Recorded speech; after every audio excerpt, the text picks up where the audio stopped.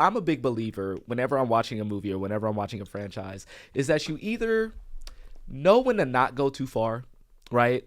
Or if you go too far, you got to go far. Like, you got to go full tilt, right? And I feel like Jurassic World, and I've learned to accept this, went too far. Like, I want them to combine with another franchise that are an expert of going too far. Fast and Furious. Yes. So with that being said, here's my pitch. Okay. For Jurassic and Furious. So we have, it opens with Dom Toretto and his familia at home doing a cookout. Kurt Russell shows up and he's like, Dom, I need your team to go to Costa Rica to get an asset off this island. Dom says, yes, let me get the team together. I'm gonna get my family together. Let me finish my Corona. So they do what they do in Fast Furious 6. They airdrop their cars via parachute and helicopter onto this island. Letty goes on her motorcycle. She scouts in the front of the jungle to find any wrongdoings, right? So as they're driving, Tez and Roman are arguing like they always do. But Dom, he's starting to see that this place looks very familiar. It looks very familiar. Out of nowhere, Letty's comms go off. They just static. So they're looking for Letty as they're driving their cars in this seemingly abandoned jungle. Yeah. Out of nowhere, Roman starts yapping, as he often does, because he starts to hear a sound. For some reason, he's drinking and driving, and there's cognac in his cup holder. Gotcha. And just like the classic scene in the first one, we hear a stomp, and we see the cognac ripple in the car, right? Roman says, hey, yo, Dom, what's going on here, man? You know, Tyrese is great at delivering this. He can do it.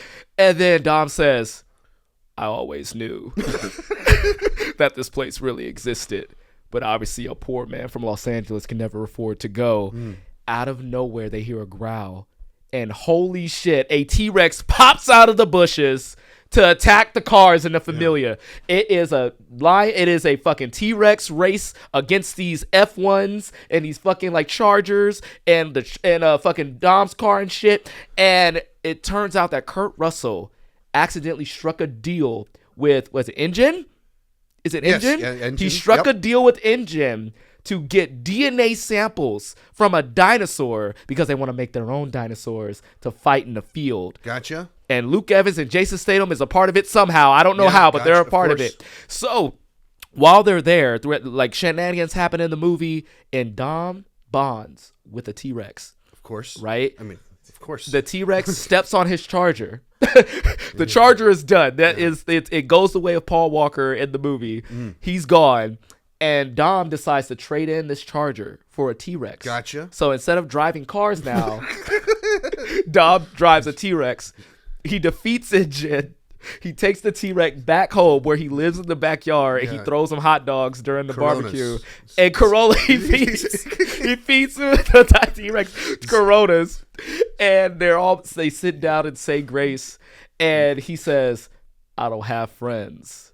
I got dinosaurs and family. And the T-Rex, you want to know the best part? The T-Rex's name is Dom Toretto.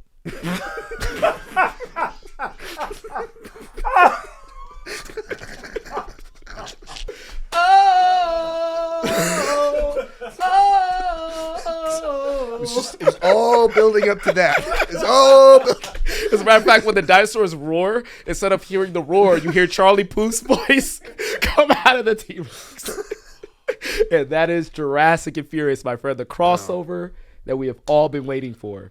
Once again, if we're going to go stupid ideas with Jurassic movies, would you rather have locusts and evil apple or that? You know my answer. Right. Like you know my answer. One of these is epic, and one of them is Alan Grant running through hallways. Do I want Dominic Toretto to like do cheers with a T-Rex with his little T-Rex? With the little T-Rex? Holding a Corona. Okay. Or Alan Grant with a puppy dog crush. I think our audience knows the answer to that. So please, guys, if you're watching or listening, leave a comment. Start a petition. Jurassic and Furious, this needs to happen, okay? Universal, we're here.